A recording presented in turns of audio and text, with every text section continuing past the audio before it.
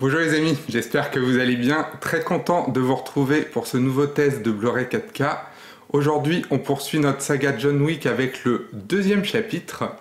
Comme d'habitude, je vais me concentrer sur les aspects techniques de cette version Ultra HD et vous dire si, selon moi, ça vaut le coup d'acheter le Blu-ray 4K ou non.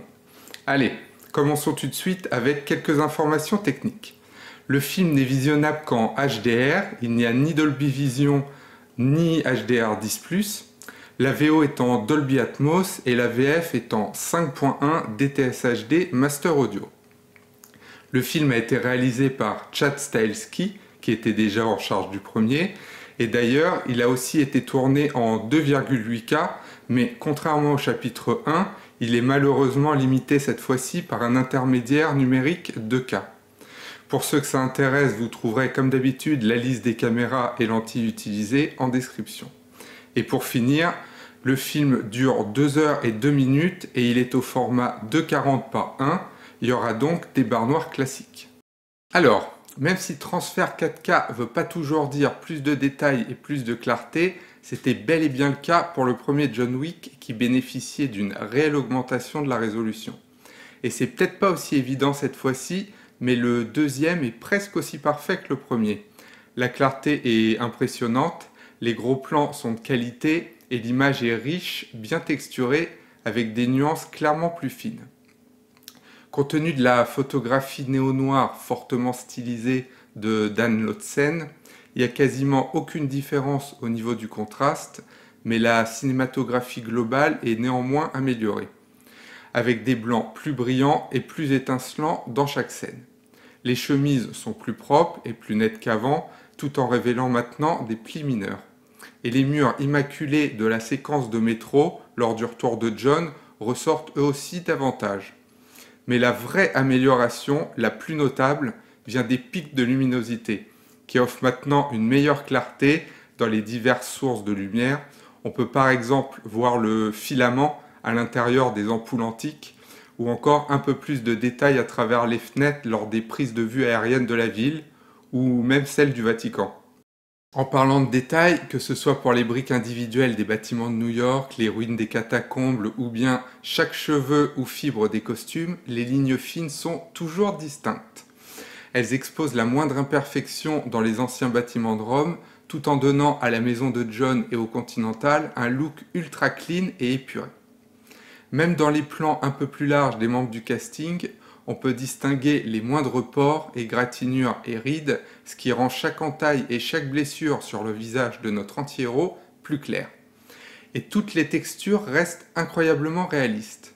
Même dans les nombreuses séquences d'action en accéléré, les détails sont vraiment meilleurs, notamment pendant la scène d'ouverture. En ce qui concerne les détails dans les zones d'ombre, ils sont globalement plus distincts, offrant donc de jolies nuances, notamment dans l'atelier de réparation de voitures ou dans les catacombes avec des arrière-plans bien mieux détaillés. Ceci dit, il y a encore quelques scènes tout au long du film où c'est pas tip-top et une ou deux fois le costume noir de John se fondait encore dans le décor. Le HDR délivre des niveaux de noir qui sont indéniablement plus riches, ce qui offre des séquences plus sombres mais aussi plus intimistes. Et aussi un côté soyeux aux vêtements, je dois dire. Et donc, même si les décors sont pas aussi nickel que dans John Wick 1, ils restent toujours beaucoup plus profonds que sur le Blu-ray. Une fois de plus, les véritables points forts viennent aussi de la gamme de couleurs étendue qui détermine l'apparence et le dynamisme de l'image, allant bien au-delà de la résolution en pixels. Et John Wick 2, comme le premier, est un matériau idéal pour ça, avec son look de bande dessinée fortement stylisé et toutes ses couleurs primaires vibrantes. Toutes les séquences avec des lumières, des néons ou des panneaux publicitaires sont juste époustouflantes en HDR. Les rouges et les violets sont plus saturés et les bleus sont plus électrisants que jamais. Le gamut plus large offre des tons plus riches et plus profonds qui viennent redonner vie aux séquences qui rendaient déjà hommage à Opération Dragon. Quand John rentre dans le Continental pour la première fois, vous remarquerez de légères teintes dorées, un petit côté ambré ou bruni disons, qu'on retrouve maintenant plusieurs fois dans le film.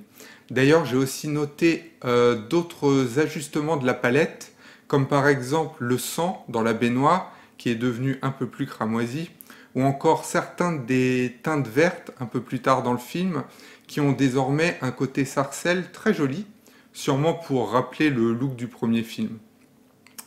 Les effets spéciaux restent ok, et j'ai pas remarqué de soucis particuliers, ni du côté de l'image, ni du côté de l'encodage. Ensuite, avec ce chapitre 2, on reste clairement sur la même lancée, avec une piste Dolby Atmos efficace et écrasante. Dès les premières secondes du film, on sent que ça va être généreux et que ça va pas y aller de main morte. Les médiums sont très dynamiques, ils offrent plein de détails dans les segments les plus tumultueux et une clarté exceptionnelle dans chaque craquement de métal et dans chaque coup de feu tiré. C'est juste incroyable de réalisme. Les morceaux de verre qui pleuvent partout avec une localisation cristalline, les voitures qui se frottent les unes contre les autres et les débris de balles qui ricochent partout sur les murs. On distingue aussi clairement le vaste arsenal de fusils de chasse, d'armes de poing et de fusils d'assaut proposés.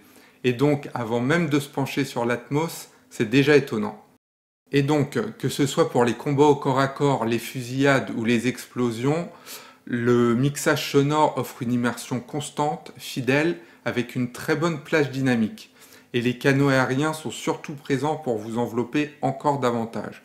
Par exemple, dès la première scène, la pièce se remplit avec des échos qui se répercutent jusque dans les enceintes au plafond, créant ainsi un très bon réalisme. Et même si les scènes plus calmes ne sont pas aussi actives ou immersives, l'effet ambiant reste subtilement présent avec un placement très précis. Perso, j'ai trouvé que c'était surtout les surandes qui envoyaient du lourd. Ça et les basses bien précises et bien percutantes. D'ailleurs, le canal LFE apporte aussi pas mal de punch à la musique, déjà bien énergisant, disons-le, et composé de thèmes du premier film avec un petit peu de classique. Et donc, au milieu de tout cet enfer, les dialogues restent clairs et parfaitement intelligibles. Très bonne surprise du côté des bonus, puisque pour une fois, ils sont tous présents sur le disque HD. Ils sont très nombreux et très qualitatifs, et je ne vais pas tous vous les citer, mais il y a des commentaires et des interviews sur les acteurs, les armes, les voitures, les chorégraphies et la mythologie. Et aussi, bien évidemment, 8 minutes de scènes coupées. Alors, est-ce que ça mérite de passer à la caisse? Selon moi, oui, clairement. Cette suite est incroyablement bonne et presque aussi impressionnante que le premier chapitre. L'amélioration visuelle est certes subtile, mais les modifications de la palette sont vraiment sympas. Le Dolby Atmos est de qualité et les extras sont excellents. Donc si vous êtes fan d'action, je pense que c'est tout simplement un incontournable.